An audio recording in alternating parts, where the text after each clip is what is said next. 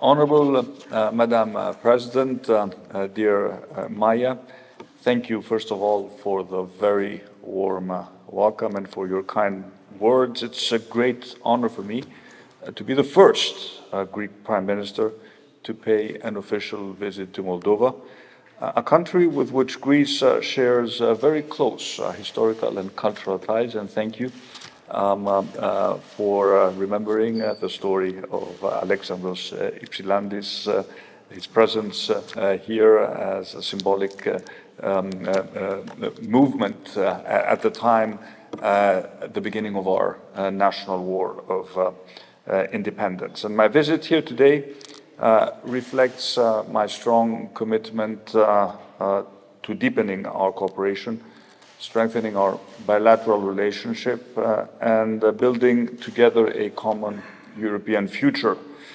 Madam President and I had an opportunity to have a very fruitful discussion regarding various issues concerning our cooperation and confirming the excellent level of our bilateral relations. After all, we have a very strong Moldovan community in Greece and a Greek community in Moldova, and they are the living bridges between our peoples, contributing to the strengthening of our dialogue. We've opened an embassy in Chisinau recently, and it's a concrete manifestation of the importance we attach to upgrading our bilateral relationship and their future prospects. As you pointed out, there is a lot of untapped potential in increasing bilateral trade, but in particular in strengthening business ties. We spoke a lot about cooperation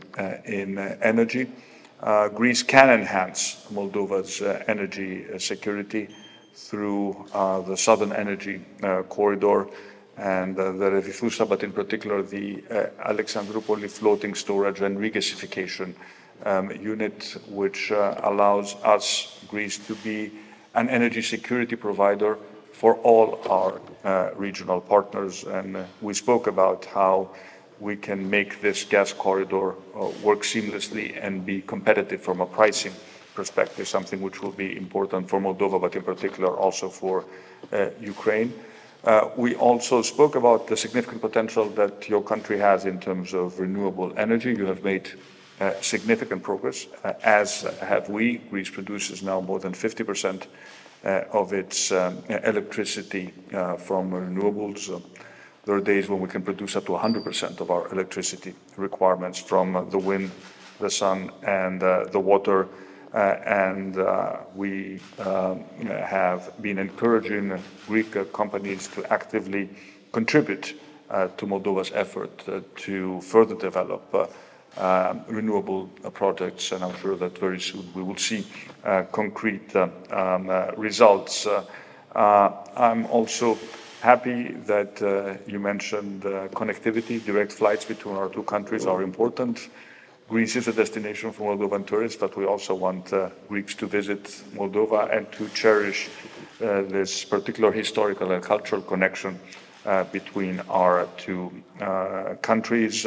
And of course, I also took note of the significant progress that you have made in the IT space, where Greece is also developing at a very, very fast pace. And I think there may be opportunities to foster cooperation in IT. Following this visit, we will work on this project as well.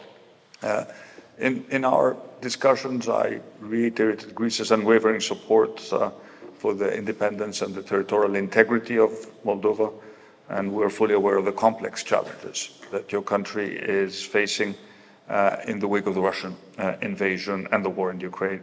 You should know that Greece stands by you, and you can always count on our support. And we also had the opportunity, and I'm doing again this publicly, as I've done many times, to reaffirm our commitment to Moldova's European path. As a country that joined the then European Economic Community in 1981 as a 10th member, we know how significant this commitment is in terms of anchoring a country within the European acquis and also providing the necessary geopolitical stability. We have always strongly supported the decision to grant your country EU candidate status and the opening of the accession negotiations. And I had the opportunity to congratulate Madam President again on the successful course of Moldova's integration path into the European family. It's done under difficult circumstances. We recognize that, but I think you have to be publicly commended on the effort you undertake to implement difficult reforms, but necessary reforms in order to align yourself with the European acquis. We will continue to be a firm advocate of your European future. We stand ready, as we discussed, to share our experience, to provide technical expertise wherever you deem it to be necessary to support your country in aligning with the EU acquis. And we fully encourage you, in spite of the difficulties, to maintain this positive momentum by intensifying the substantial reforms that you have already undertaken.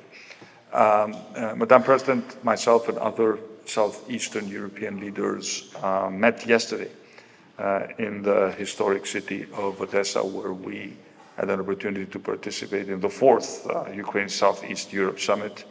The first such summit, as you remember, took place under, it was a Greek initiative. It took place in Athens in August 2023. I'm very pleased to see that this initiative has been consolidated. And during yesterday's meeting, we discussed the latest development. We expressed again our unwavering support to Ukraine, and we highlighted Moldova's important role in this crucial geopolitical context. And of course, we also spoke about ambitious connectivity projects, about this vision that I personally have between a corridor connecting Alexandroupoli to Odessa through Bulgaria, Romania, and Moldova. It would be a great reaffirmation of regional connectivity and a clear signal that both these countries, both Moldova and Ukraine, belong within the European family. And of course, every time we meet with our partners, we discuss the process of enlargement itself, so not just with Moldova and Ukraine, but also with our Western Balkan partners. For us, enlargement was always and remains a priority. It's a strategic investment we have to make as Europeans in peace, stability, and the prosperity and the security of the region. It is more imperative today, given the geopolitical context in Europe. And I just would like to stress that we need to uphold the credibility of the enlargement process and our security interests regarding the Western Balkans as well. And we must live up to the promise that we've given to all your countries, that we are committed to reforms and to our shared values, because the future of the Western Balkans, of Moldova, of Ukraine, lies within Europe.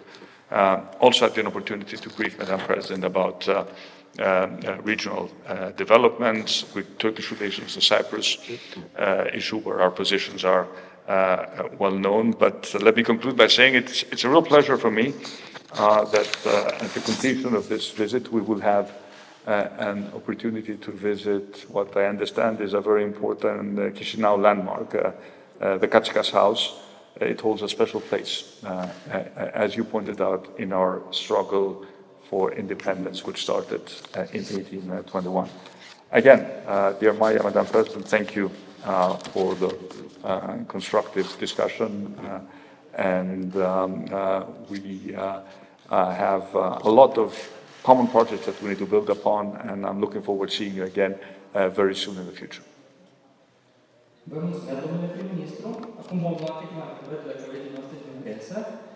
Well, I'd say it is not my job to tell a competent foreign government what to do in terms of the European integration. The project is laid out, in detail. It's a complex, merit-based, difficult project. What I can tell publicly is that it's worth the effort. And that we can offer whatever technical assistance is required. And the second point I would like to make is that the reforms which are connected to this European project sometimes may be difficult or politically painful, but they also pay off in the medium to long term. So in an environment where populist voices are becoming louder, it is important to highlight that Europe and the European integration remains a beacon of stability, that in my mind, it should be the direction toward which Moldova should move, and that the benefits greatly outweigh whatever short-term costs. And I think it's important that this message comes from a country which joined the European Union early. We also went through our own struggles. It was exactly 10 years ago that Greece found itself on the precipice of a complete disaster, when we almost risked, through incompetent negotiations with the then government, to crash out of the Eurozone. But we avoided the worst, and we're thankful for that. So the European direction of Moldova, in our mind, will benefit the Moldovan people, all the Moldovan people, at the end of the day, and that's why we support it.